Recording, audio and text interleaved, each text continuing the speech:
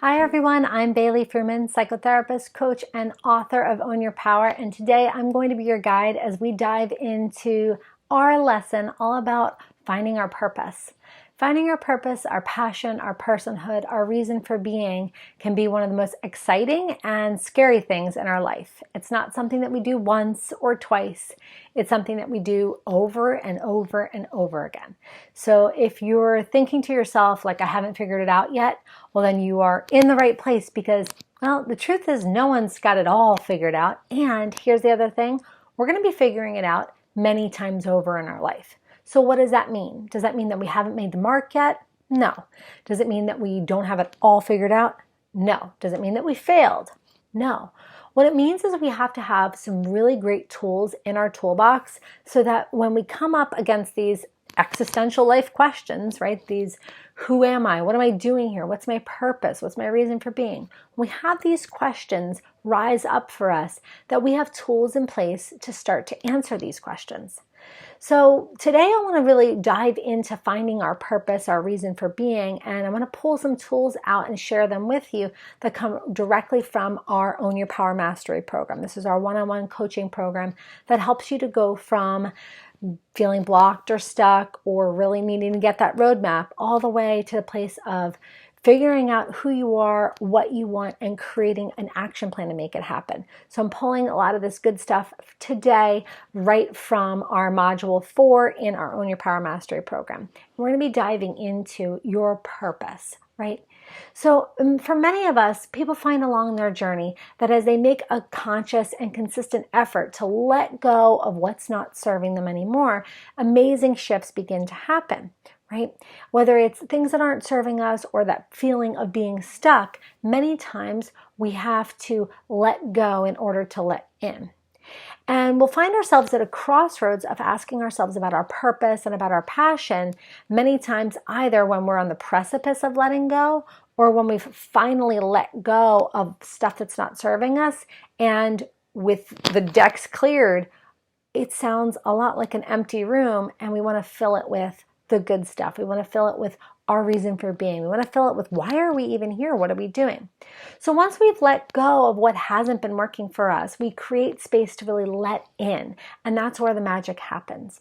So when we think about like your reason for being, I like to say one thing and one thing only when it comes to your reason for being, and it comes directly from Danielle Laporte, who I absolutely love. And I'll paraphrase, but she basically says, you know, your reason for being is whatever you say it is. Your purpose is whatever you say it is. So I think that that gives us a lot of malleability, and it's also, again, scary. It's malleable because there's no right answer. You can't get this wrong. In fact, if anything, I'd love for you to play Goldilocks in your life a little bit. My clients always hear this. Playing Goldilocks in our life, figuring out what's too hot, what's too cold, what's just right. I'd rather you spend a lot of time playing Goldilocks than get yourself stuck in a place of thinking that you have to get it right or that you've failed. So saying your purpose or your reason for being is whatever you say it is, it gets the power back into your hands. It puts the power in your hands, puts you in the driver's seat, so then you know no one else gets to make this decision. It doesn't get to be dictated from your career. It doesn't get to be dictated from your partner. It doesn't get to be dictated from your kids or what everybody else needs you to do. It's what you want to do, right? And again, that can be exciting and scary at the same time.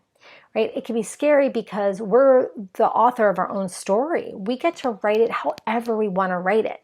And that's really exciting too, because we're having that power place. But that power place comes without a syllabus. That's just the truth of it.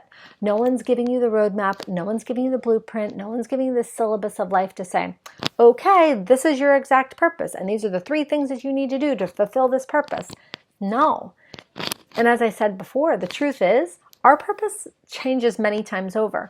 The purpose that I had when I was a teenager is different than the purpose that I had when I was in college, is different than the purpose that I have as a mom.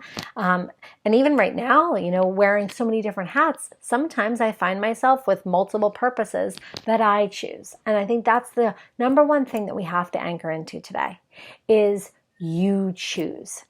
You are empowered to make this decision for yourself. So you get to choose the roles, the responsibilities, the purpose that sings to your heart. You get to choose your reason for being.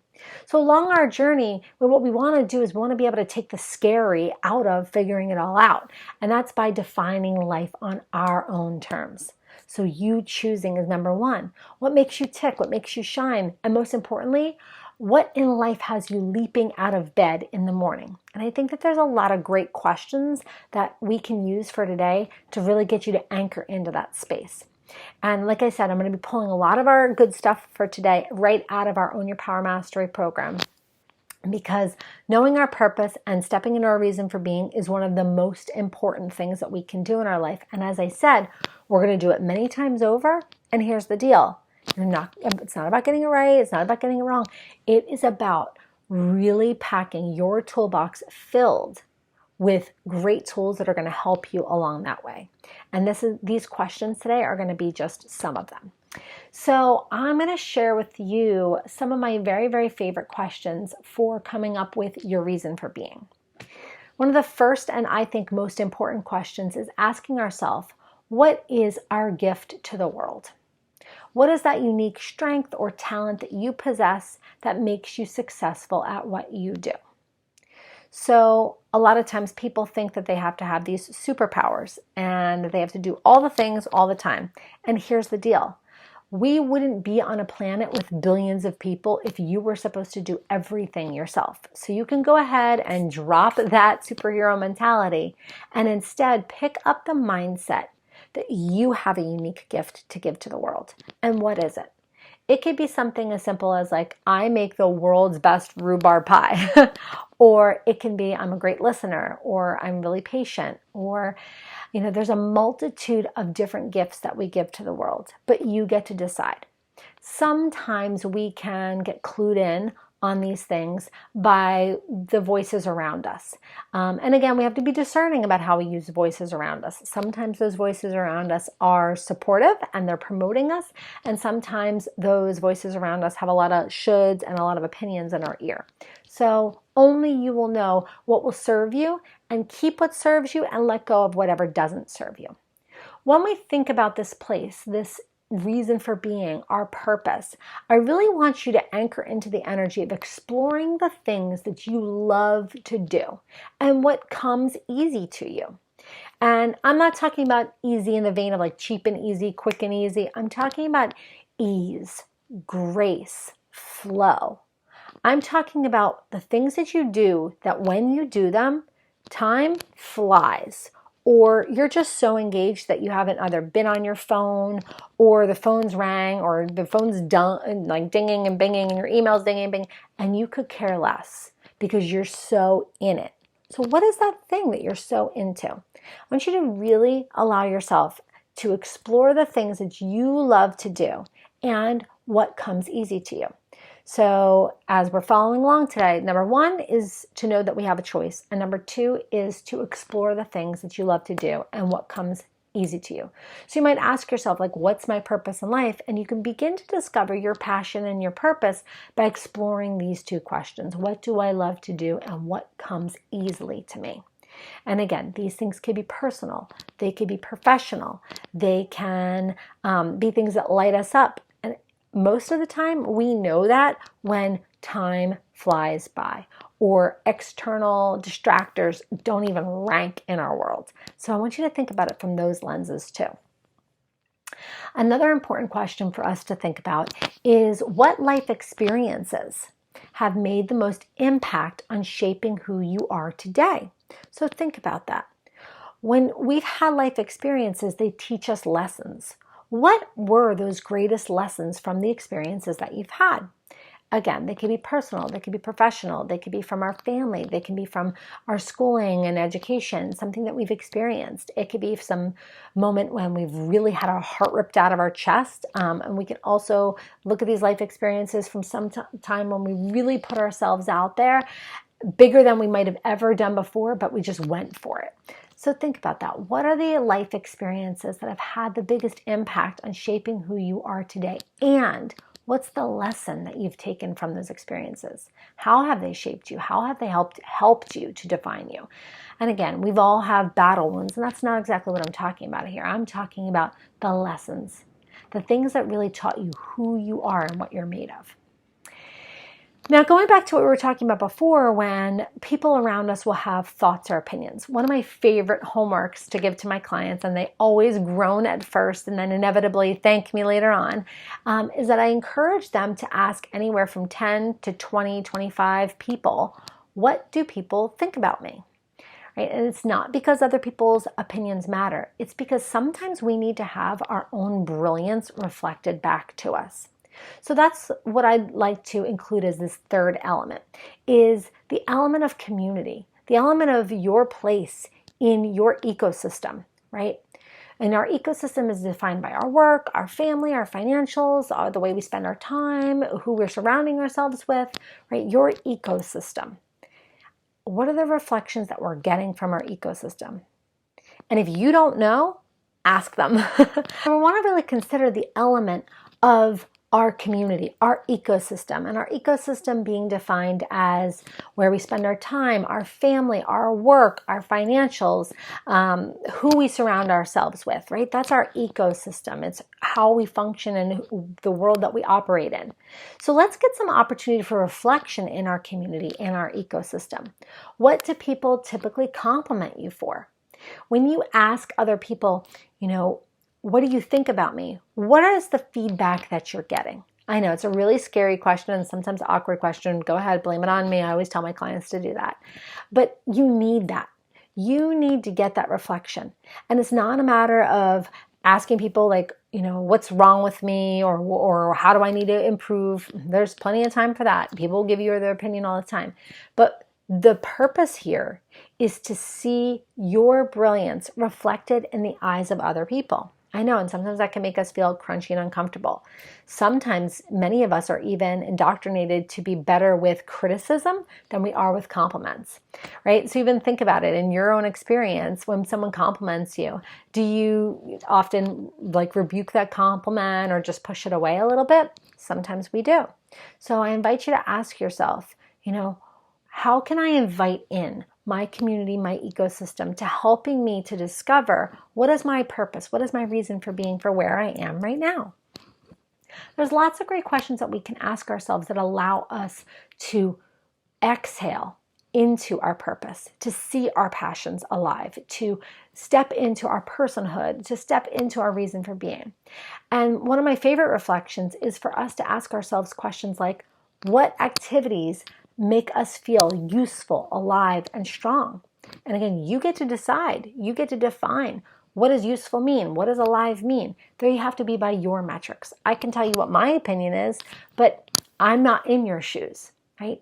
So we can get opinions from other people, but you get to decide what makes you feel useful, what makes you feel alive, what makes you feel strong, whether that's physically, emotionally.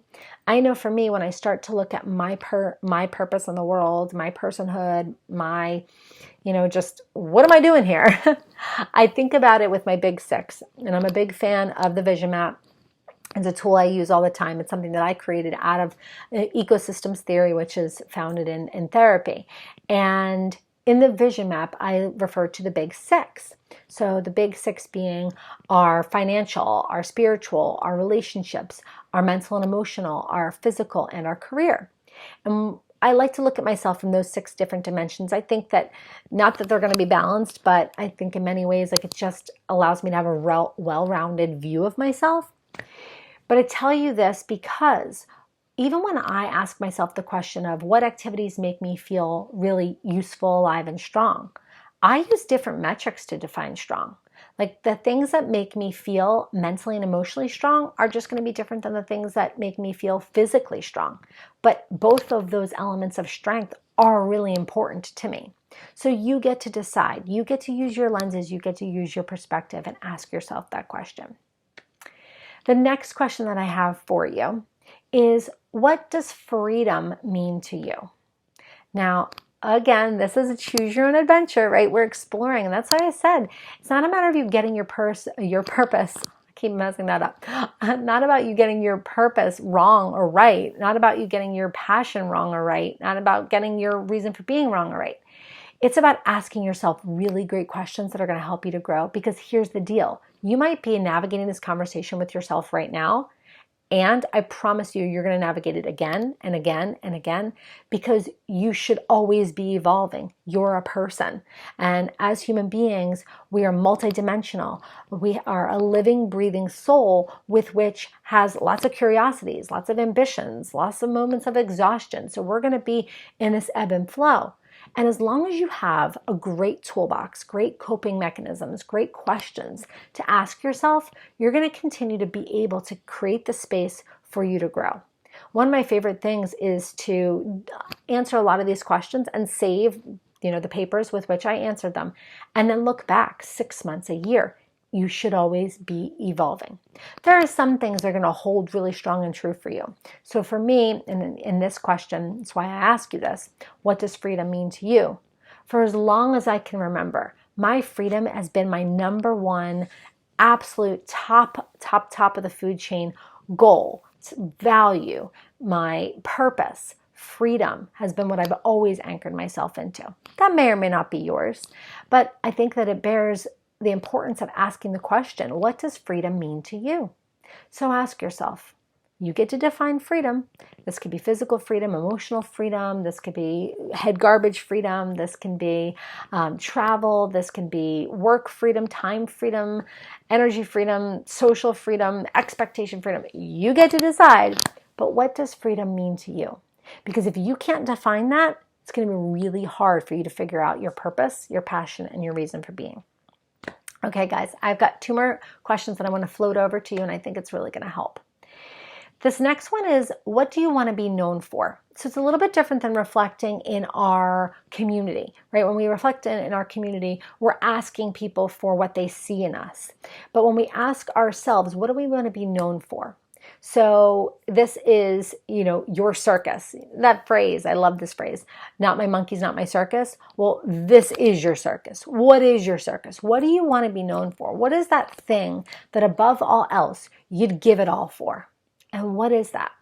For me, sometimes, and again, we have an ebb and flow. Sometimes it changes, sometimes it doesn't. Freedom is always a number 1 for me, and enjoying life is always a very close number 2. And they rarely change. But what I want to be known for now is a lot different than what I wanted to be known for when I was 15, 16, what I wanted to be known for when I was 22, 23, right? As we grow and evolve, what we want to be known for is different. For me right now, I want to be known for a force of change. I want to be known as someone that has created a movement where we can reflect and look deeply into ourselves. So we can take that time. That's of a value. It's not a matter of convenience, and it's not a matter of it being for those people at that time, or when I have the time, or when I'm not busy. But instead, knowing that if we want to fully step into our leadership, fully step into who we're becoming, I want to be known as the person that leads the charge, that we need to ask ourselves these questions. We need to create space to listen for the answers. That's what I want to be known for. Again, I didn't know that when I was 16. Probably if you look back, there's some threads that have always existed. But what do you want to be known for right now? Right now, what do you want to be known for? And this isn't necessarily about what other people's opinions matter. This isn't, what you want to be known for isn't like the way people talk about you, right? What you want to be known for is really what you stand for. And then my final question for you, I'm going to toss in your direction, that I think is really important. And perhaps it's simply because it's come from my own lenses.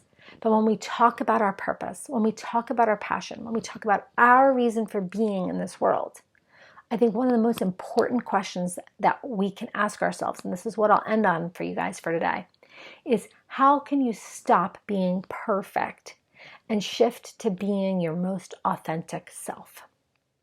How can we stop being perfect and shift to being your most authentic self? And I ask you this question because perfection paralysis is something that I have navigated and done the dance with for my entire life. From when I was a little kid all the way through like my entire lifespan, I've always done a dance with perfection. Still today, I do a dance with perfection, but I see it in the room as a shadow rather than actually who I am. So what I invite you to ask yourself is, how can we start to break those chains that, perfection and that drive for getting it right has on us, and start to shift into being our most authentic self? And that doesn't mean that you're a fake version of yourself. It doesn't mean you're lying to yourself. No, it just means that, how do we stop saying yes to things that are a no? How do we stop making choices that don't fuel our soul?